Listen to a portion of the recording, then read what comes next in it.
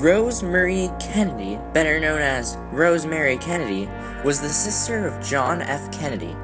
She was born with intellectual disabilities and had many behavioral problems in her youth.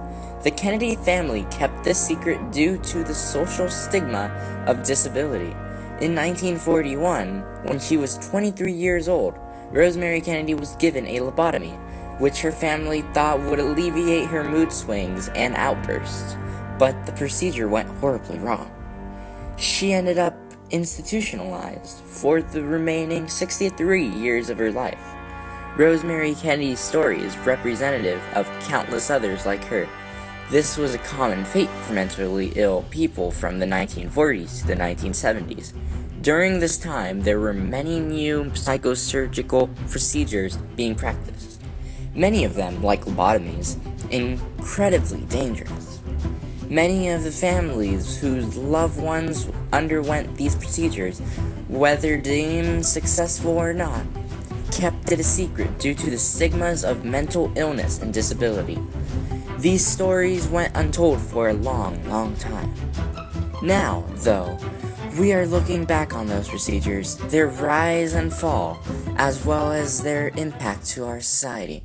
Lobotomies were used to treat things ranging from depression and anxiety to schizophrenia and delusions, due to the fact that people thought that mental illnesses resided in the frontal lobes. This part of the brain was targeted in the procedure. In actuality, though, many patients were left with drastically altered personalities, severe mental impairments, or dead. The next procedure, electroconvulsive therapy, or ECT, is a process where the patient is shocked with electricity in the brain. It has been used since 1757 to treat patients deemed insane. It was thought to change brain chemistry by putting the patient in a coma. The death rate of ECT is around 4 out of 100,000 patients, 70% of which, between the 1940s to the 1970s, were women. It is one of the more controversial psychiatric practices, not because it is as horrible as a lobotomy, but because it is still used today, and its 50% success rate may not justify its numerous dangers. Yet another procedure, insulin coma therapy, used insulin injections to put a patient into a coma and then choke them out of it suddenly, stopping the flow of insulin. A patient would receive between 50 and 60 comas on average. This treatment was mainly used to treat schizophrenia and was often paired with electroconvulsive therapy. The mortality rate was up to 4.9%.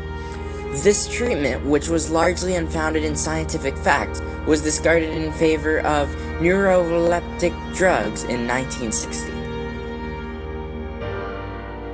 Like Rosemary Kennedy, these people were often hidden away from the public eye due to the stigma of the time, resulting in a lack of personal accounts by patients and families. Many of them were institutionalized after their procedures, or kept secluded in the home.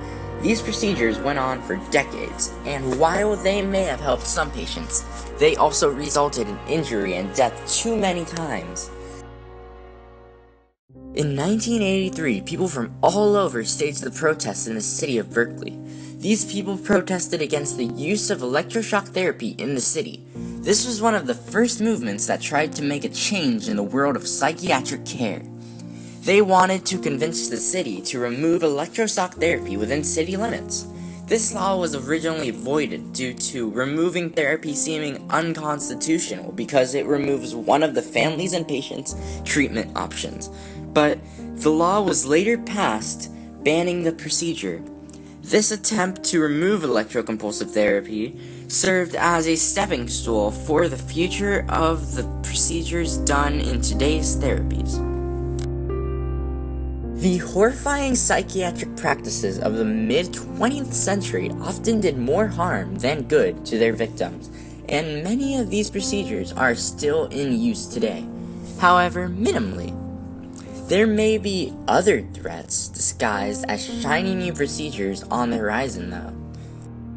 One possible threat is over-medication, which has recently become a problem because of addictions and deaths. We must maintain awareness of the effects that our new technologies are actually having on patients and society. We must be wary of the merits versus the dangers of future medical procedures if we are to avoid a relapse of the medical horrors of the past.